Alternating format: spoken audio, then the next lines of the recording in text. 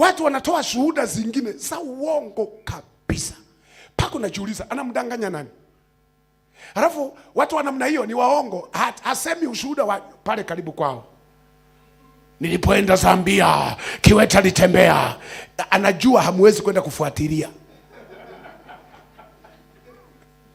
Sasa unajiuliza, ulinyanyua viwete wa Zambia na hao wengine wanaotusumbua hapa kijijini? Nilienda South Africa, mtu mmoja alikuwa amekufa kabisa, nikasema nyenyuka. Wakati hapo nashiriki misiba mingi, na wengine wanakufa, wanaacha wazazi wanaacha watoto hawana wako, na wewe upo unasema pumzike kwa amani. Hasa unafufua wa Afrika Kusini wakati yuko hapa. Yesu anasifika alifufua watu pale pale, na watu waliomweka Lazaro walikuwepo. Yaani ule muujiza waliokuwa na ushangaa ni wale waliomweka Lazaro wapi? Yesu anawaambia ondoeni jiwe, wale walioweka. Wanasema mzee, lakini atakuwa nanuka. Sasa ondoa jiwe. Wanaondoa huku wanategemea kukutana na harufu mbaya. Halafu Yesu anaita Lazaro.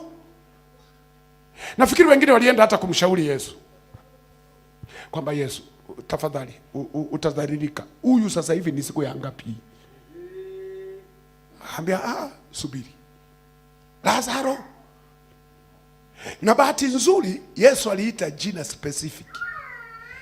Angesema mliokufa fufuka, makaburi angefufuka mengi. Lakini wakati ule ulikuwa wakati wa nani? Wa Lazaro. Aliita Lazaro, akatoka nje, amefungwa nini? Sanda. Anawaambia mfungueni sanda. Wale waliomfunga sanda ndio wanashuhudia muujiza wa aliyekufa anafufuka. Amen. Sasa shuhuda hizo uongo. Hivi unamdanganya nani? Unataka kupata credit kwa nani? Haujaona mpaka siku hizi watu wana speak tongues, lakini kiukweli wengine ni waongo. Wamekopi na kupaste. Yaani hata Roho mwenyewe anasema mbona huyu sijampa? Kwa sababu kuna kaujinga fulani ambako kanaendelea siku hizi makanisani. Yaani usipofanya hivyo unaonekana wewe sio wa kiroho, hauna roho. Kwa mtu ana create ya kwake. Ndugu, kama hujapewa tulia. Endelea na maombi. Amen. Na sio wote lazima tutanena. Wengine tutakuwa na kingine ambacho mnenaji na yeye anacho, kingine na yeye hana. Kwa sababu Roho anagawa vipawa kwa kusudi la kujenga mwili wa nani?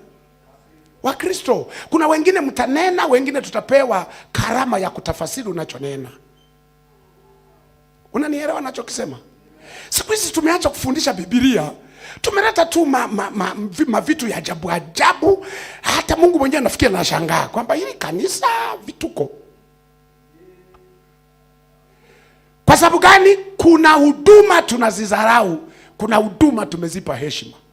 Kwa mfano, aliyepewa karama ya miujiza anaonekana ameokoka sana